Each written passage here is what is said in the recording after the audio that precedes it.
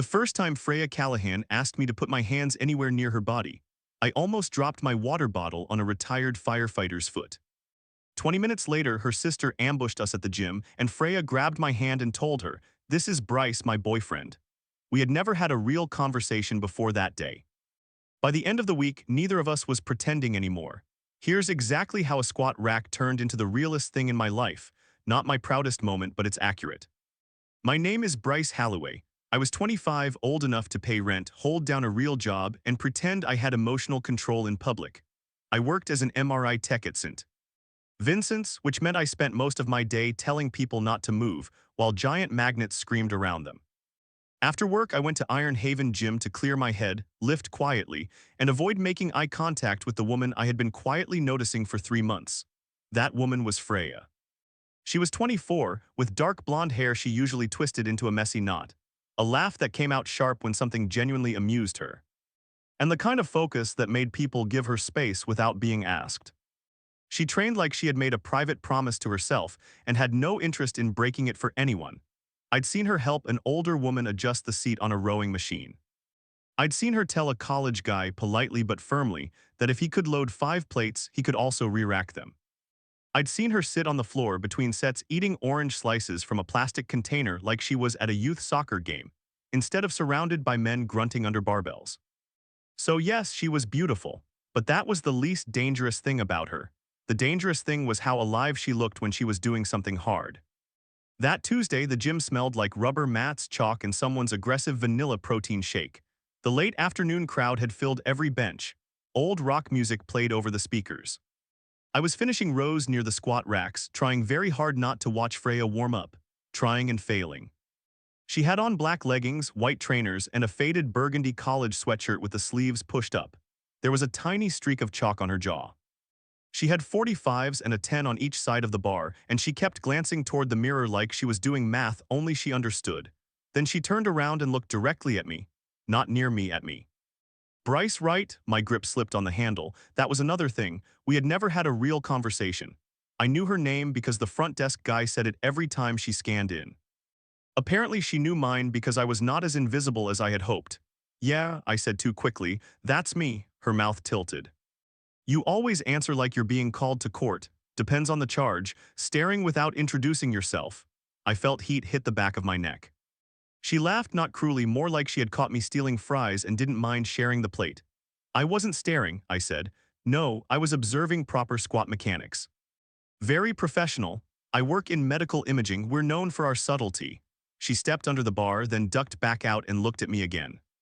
"Can you spot me?" There are moments in a man's life when he discovers exactly how many stupid thoughts can fit inside his skull at one time. Mine included. Don't be weird. Don't touch her unless she needs it. Why did she ask you? Is there something on your shirt? Did you put on deodorant? Please tell me you put on deodorant. Out loud, I managed for squats. No Bryce for my taxes. I smiled before I could stop myself. There it was. The first real smile I had given a woman in months, without calculating how fast it might turn into regret. My last relationship had ended in a restaurant booth with my ex telling me I was safe but not exciting, while I sat across from her with a paid check and a ring box I had not yet opened. I had become careful after that, quiet, useful, the kind of man women trusted to move a couch, not kiss in the hallway. Freya didn't look at me like I was safe furniture. She looked at me like she knew there was a locked door somewhere and had just found the key under the mat. I walked over to the rack and checked the bar without making a production of it. "How many reps?" I asked. "3. You've got 3, confident. I've seen you do more with less sleep." Her eyebrows lifted. "You have been observing proper squat mechanics."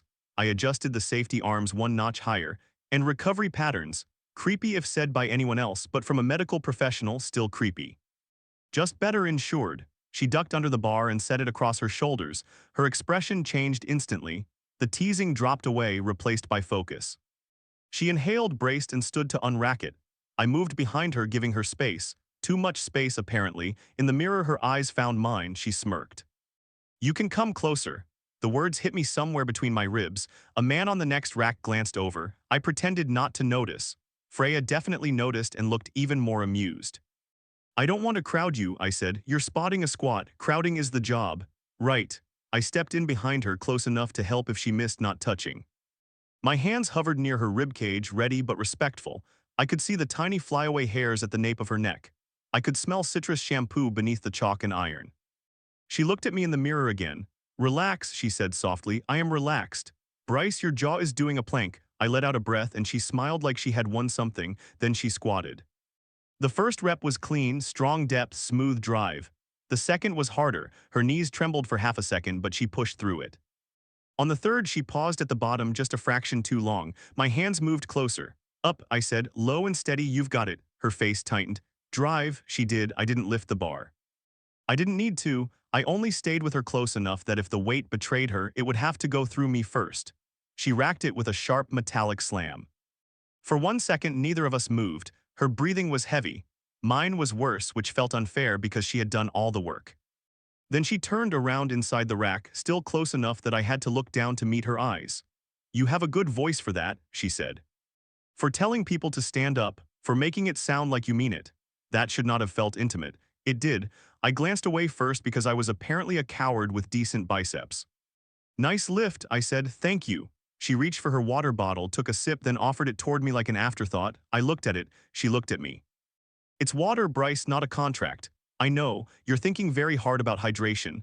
I'm thinking your entire immune system is none of my business." She laughed again. And this time it softened her whole face. I took the bottle, drank, and handed it back. A small thing, ridiculous, somehow more personal than it had any right to be. Then the gym's front door opened behind us, bringing in a burst of late sun and traffic noise. Freya's smile faded. I followed her gaze. A woman in a cream blazer stood near the front desk, scanning the room with the determined expression of someone who had never once accepted no as a complete sentence. She spotted Freya and lifted a hand. Freya closed her eyes. "Problem?" I asked. "My sister, she doesn't look armed." "She doesn't need to be, she has opinions." The woman started walking toward us. Freya turned back to me, and for the first time since I'd known her, the confidence in her face cracked just enough to show nerves underneath. "Bryce," she said quickly, "I'm about to ask you something strange. My day already includes intimate squat supervision, so the bar is high." That got half a smile. Then she stepped closer, lowered her voice, and said, "Can you pretend to be my boyfriend for 20 minutes? There are questions a man can answer with dignity. Do you want coffee? Can you help me move this couch? Are you bleeding? Can you pretend to be my boyfriend for 20 minutes? Was not one of them. My brain did the helpful thing where it threw every possible response at me at once, including but not limited to, yes. Absolutely. For legal purposes, do we have a backstory? Can I put that on my calendars? What if I'm too good at it? What came out was, define pretend. Freya's eyes flicked toward her sister, who was weaving around machines like she owned the building and disapproved of its layout. Pretend, Freya said, as in she has been trying to set me up with her husband's cousin for 6 months. And if she thinks I'm seeing someone, maybe she'll stop sending me photos of him holding fish. Fish plural, different fish, same tragic smile. I nodded solemnly. Serious situation. Freya, her sister called. Freya inhaled through her nose. Then, before I could decide what boyfriend posture looked like, she reached for my hand. Her fingers slid between mine.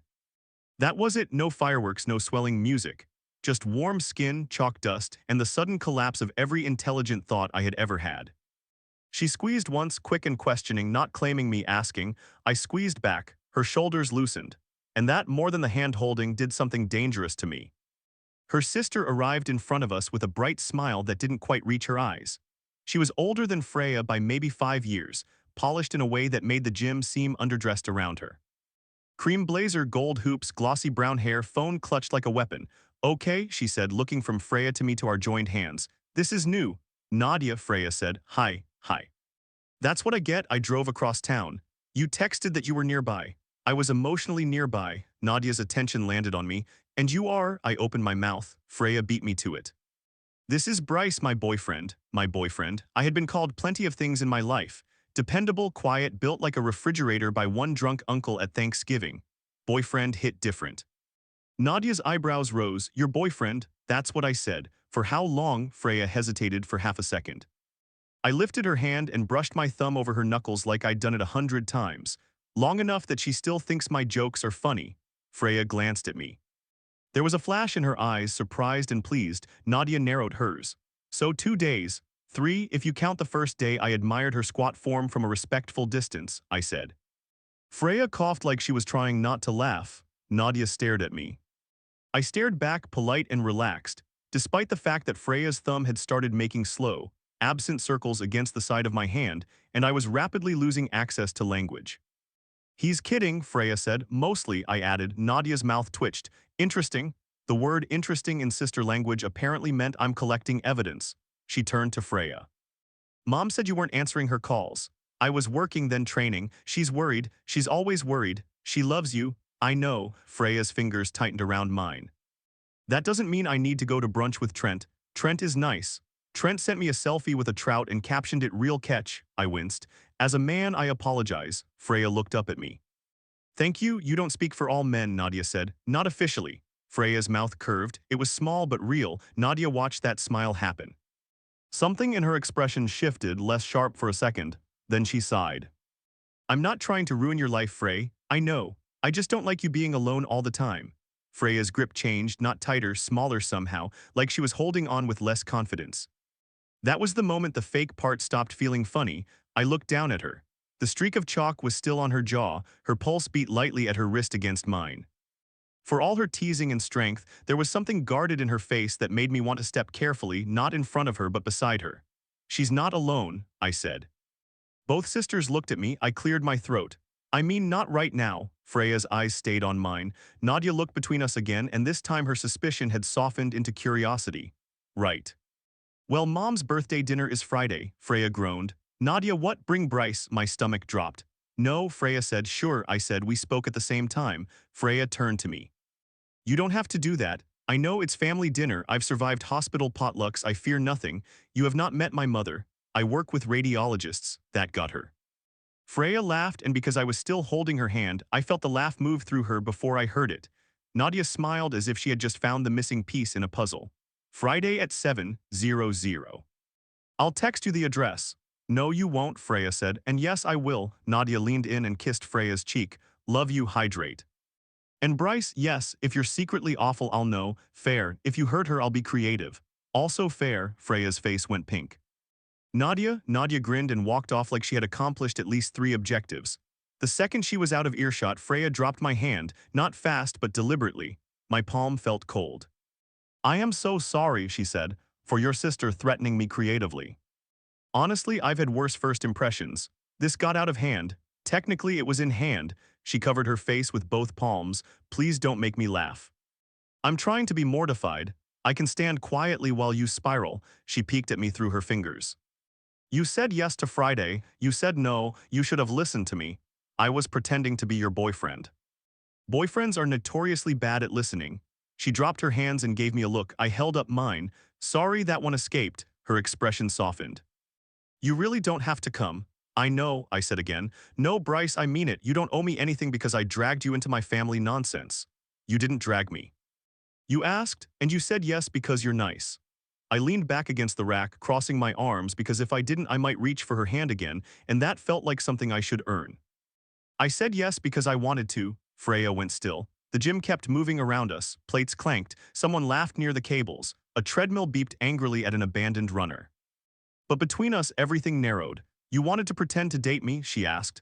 No. Her face changed too quickly, and I hated myself for the half-second of hurt I saw there. So I pushed off the rack and said the truth before I could sand it down. I wanted a reason to see you outside this gym. Her lips parted. My heartbeat turned stupid. That, she said more quietly, was smooth. It was honest. I'm told there's a difference. By whom? People who don't date me. She studied me. Why don't people date you? I laughed once. That is a heavier question than I expected between squat sets. Deflecting? Absolutely. Noted. She took one step closer. For the record, I didn't ask you because you're nice. No, I asked because you notice things. I didn't know what to do with that. She reached up, and for one insane second I thought she was going to touch my face. Instead, she brushed her thumb along her own jaw, smearing the chalk there. Like this? I asked. What? You've got chalk, I pointed. Still. Oh, she tried again and missed. Can I? The question came out rougher than I meant it to. Freya's gaze lifted to mine, then she nodded. I stepped closer and touched her jaw with my thumb, just a faint streak of chalk. Her skin was warm, the line between pretending and wanting blurred so fast I almost forgot where we were. Her lashes lowered slightly and she didn't move away. If anything, she leaned into the touch by the smallest amount, like a secret she hadn't meant to tell me. I wiped the chalk away. There, I said. Her voice was soft. Thanks, I should have stepped back. I did not, neither did she. Then someone behind us said, are you two using this rack or writing vows? Freya jolted, then laughed, stepping aside. All yours. We cleared her weights together, moving plates in easy rhythm, and it felt absurdly domestic for something involving iron. At the front, she stopped by the water fountain and turned to me. Friday is a bad idea, she said.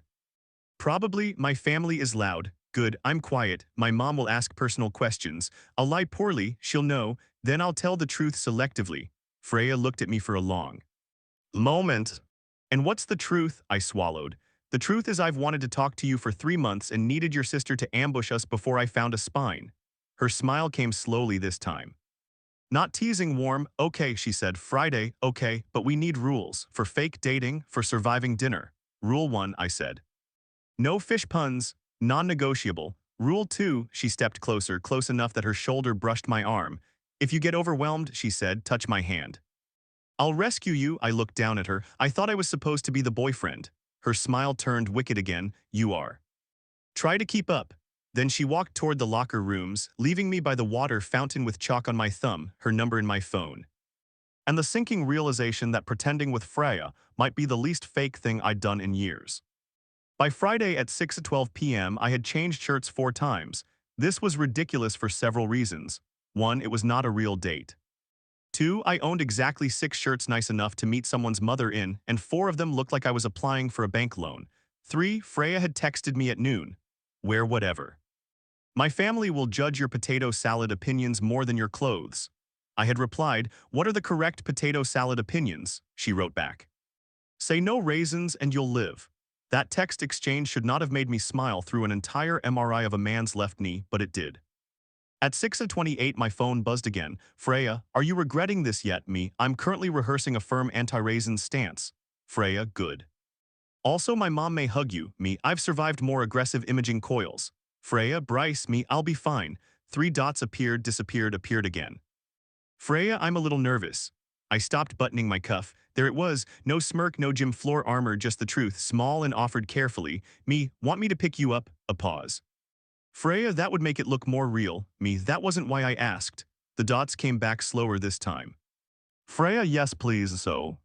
At 6:45, I pulled up outside her apartment building with a 6-pack of ginger ale on the passenger seat, because she'd mentioned once while stretching near the dumbbells that she didn't drink much but loved ginger ale with unreasonable passion. She came out wearing a green dress under a denim jacket, her hair down around her shoulders. I forgot how brakes worked. Luckily, the car was already parked. Freya opened the passenger door, saw the ginger ale and froze. You remembered. I observe hydration patterns too. Her smile hit me square in the chest. That is either very sweet or evidence for a restraining order. I'm hoping sweet. She slid into the car. She smelled like vanilla and citrus, and suddenly my 10-year-old sedan felt intimate in a way it had absolutely no right to be. You look nice, I said. She glanced down at herself.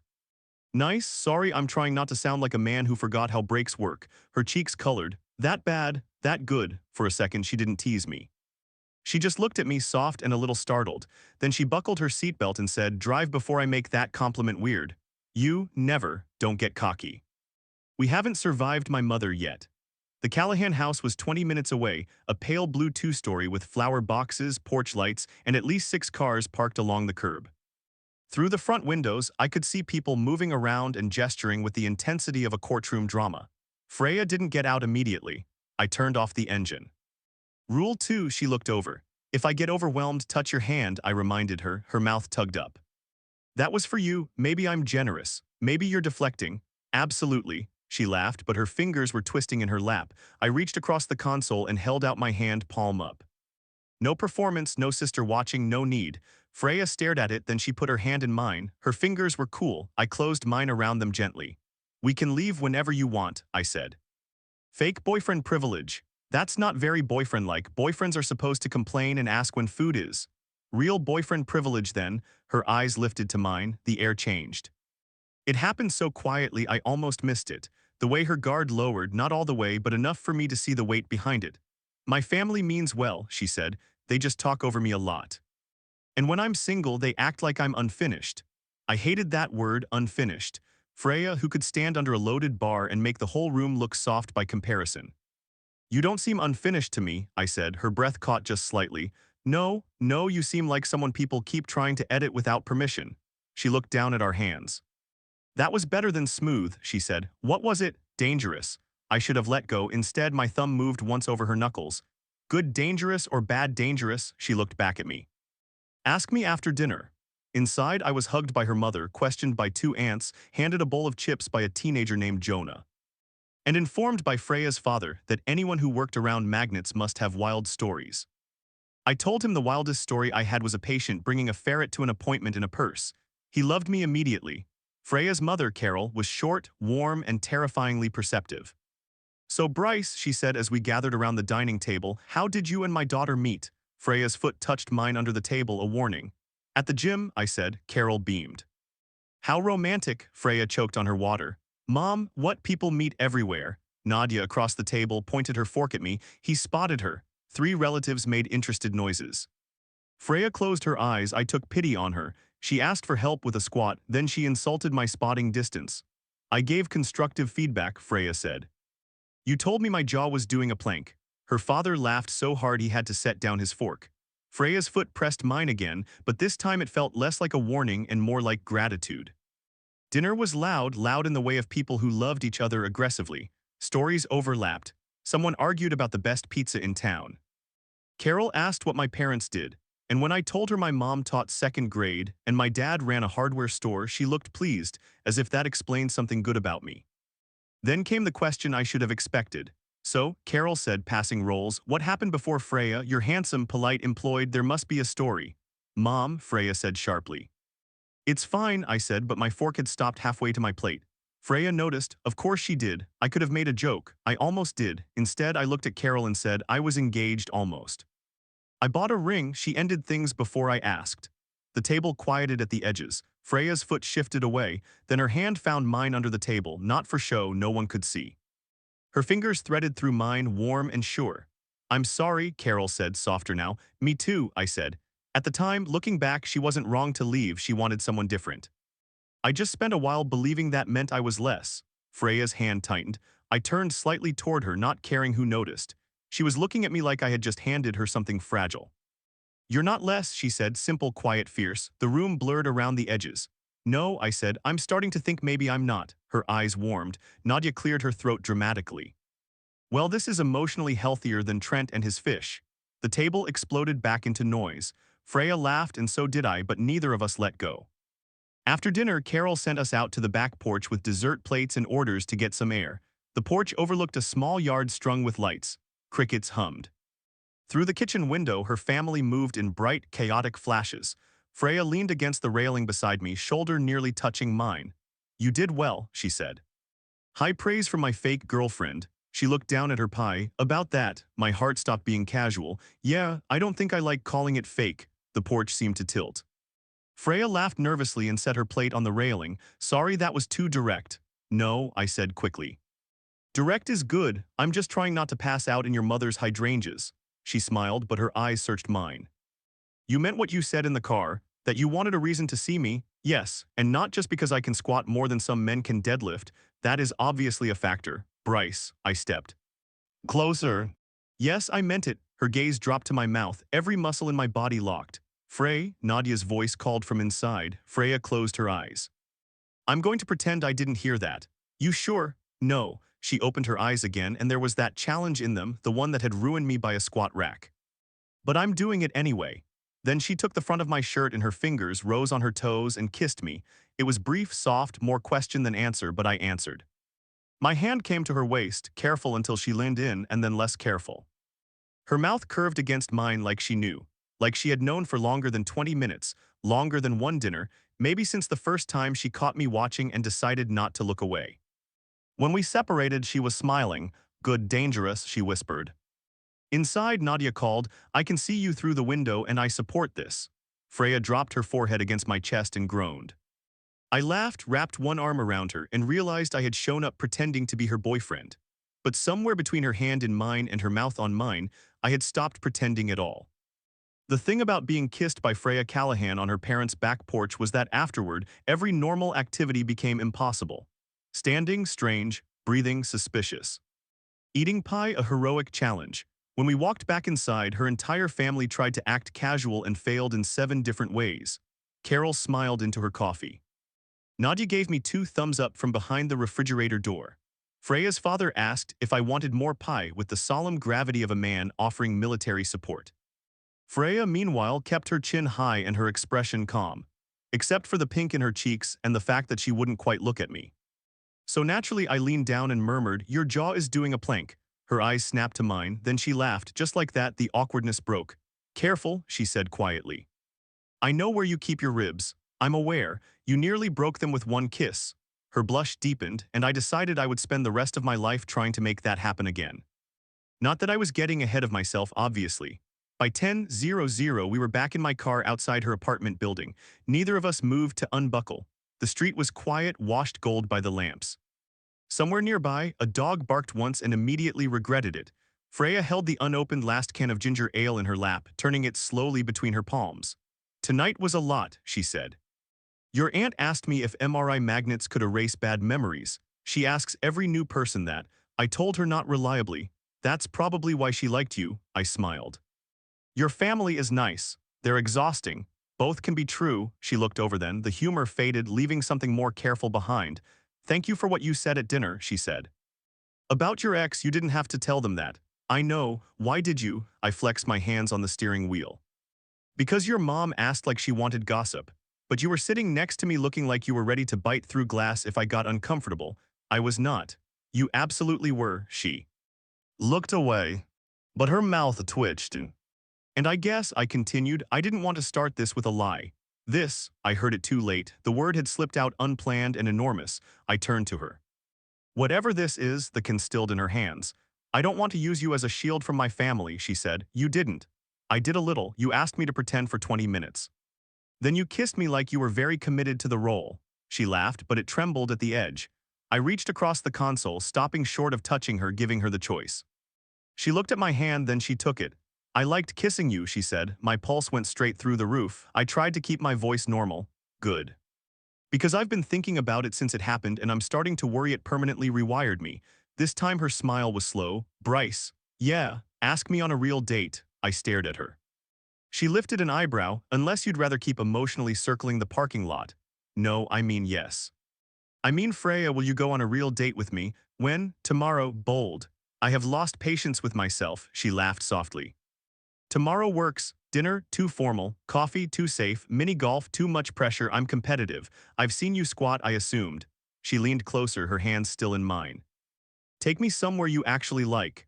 That question felt more intimate than it should have. Not impressive, not strategic. "Mine. There's a used bookstore on Archer," I said. "It has a cafe in the back with terrible chairs and good cinnamon rolls." Her expression changed, softening in a way that made me want to tell her every uncool thing I loved. "That," she said, "sounds perfect." Then she kissed me again, not long, not deep, just enough to make the inside of my chest go quiet. When she pulled back, she smiled against my mouth. "Pick me up at 10:00. "Yes, ma'am." She narrowed her eyes. "Do not make that a gym thing." "I would never." "You absolutely would." She got out of the car, then leaned down through the open door. "Good night, real almost boyfriend." The door shut before I could respond. I sat there grinning like an idiot until she made it inside. The next morning I arrived at 9:58 with coffee because restraint had clearly died on Friday night. Freya came down in jeans, sneakers, and a soft blue sweater, hair loose again. She saw the coffee and pressed a hand to her heart. "You brought caffeine. I observe patterns. That line is becoming less creepy. I'm growing on you, like mold but handsome." I opened the passenger door for her. She paused before getting in and looked up at me. "You're nervous," she said. "Only because this one counts." Her face warmed. Then, to my surprise, she touched my chest lightly with 2 fingers right over my heartbeat. "It counted before," she said. At the bookstore, Freya wandered as if she belonged there. Trailing her fingers along cracked spines, read strange titles aloud and made me defend my taste in old detective novels. "This man on the cover looks like he distrusts soup," she said. "He's been betrayed. By soup, by a woman in red and possibly soup." She laughed too loudly and got shushed by an elderly man in the history section. Instead of being embarrassed, she leaned closer to me and whispered, "We're trouble." You bought coffee." Accessory, we shared a cinnamon roll at a tiny table in the back cafe because she insisted that ordering 2 was cowardice in pastry form. She tore off the centerpiece, then froze. "Oh," she said. "I took the best part. I can give it back. You already touched it. You drank from my water bottle. That was under duress." Her eyes gleamed. "You want it?" "Yes." She held it out, but when I reached for it, she pulled it back.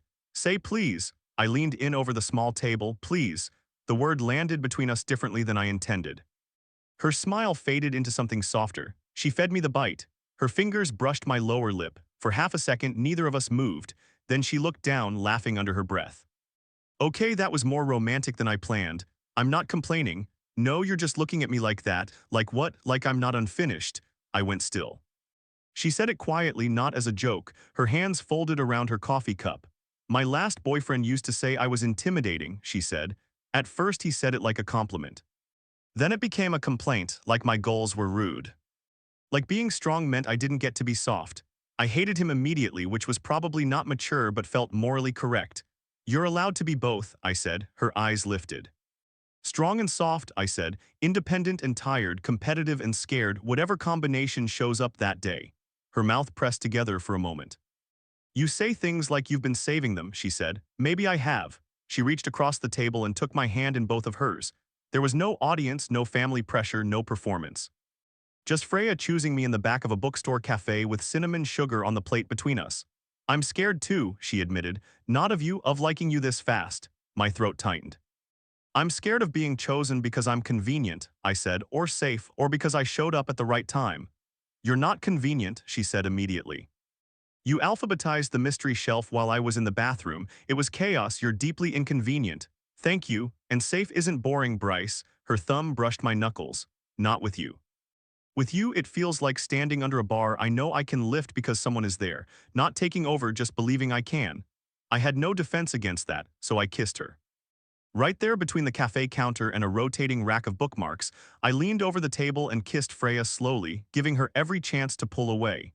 She didn't. She smiled into it instead. The elderly man from history shushed us again. Freya whispered, "Worth it." After the bookstore, we walked 3 blocks with no destination. Her hand kept bumping mine until I finally took it. And she glanced over like she'd been waiting to see if I would. By the time I drove her home, the air between us felt easy and terrifying. At her building, she didn't get out right away. "I want to see you tomorrow," she said. My heart answered before my mouth could. "Good, but I have to be honest about something." The sentence landed cold. She looked down at our joined hands. "My ex texted me this morning," she said. "He heard from someone that I brought you to dinner. He wants to talk." I forced myself not to tighten my grip. Freya looked up quickly. "I don't want him." "That's not why I'm telling you." "Why are you?" "Because I don't want old ghosts walking into this while I pretend they're not there," she swallowed. "And because I like you enough to be honest before it gets messy." The fear in me eased, replaced by something steadier. I lifted her hand and kissed her knuckles. "Then we'll be honest," I said. "And tomorrow I'll still want to see you." Her eyes shone. "Good," she whispered.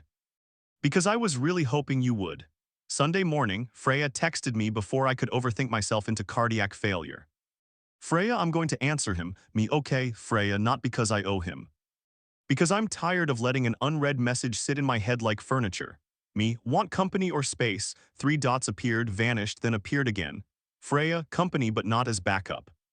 "As you." That was how I ended up sitting beside her on a park bench with 2 coffees between us, while she called the man who had once made her feel like strength was a flaw. His name was Corey. I knew that because she told me in the car on the way over, voice steady, hands not quite. "He wasn't evil," she said. That almost made it harder. "If someone is awful all the time, you can leave and feel clean about it, but he could be sweet." Then he'd make little comments, how I trained too much, how I didn't need to be so intense. How it would be nice if I let someone take care of me for once. I kept both hands on the steering wheel even though I wanted to reach for her. "Freya," I said. "Letting someone care about you isn't the same as making yourself smaller." She looked out the window. "I know that now." But she said it like she was still practicing. At the park, she sat with one knee bouncing, phone in her hand. Early sun cut through the trees. A kid on a scooter sailed past us wearing a dinosaur helmet. Somewhere behind us, a dog barked at a squirrel with deep personal conviction. Freya stared at Corey's name on her screen.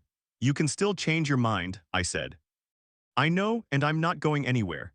"I know that too." She glanced over, and the look she gave me was not helpless, not asking me to handle it for her, it was trust. Then she hit call. He answered on the second ring. I couldn't hear everything he said, just the low hum of a male voice through the speaker. Freya didn't put him on speakerphone, this was hers. "Hi Corey," she said.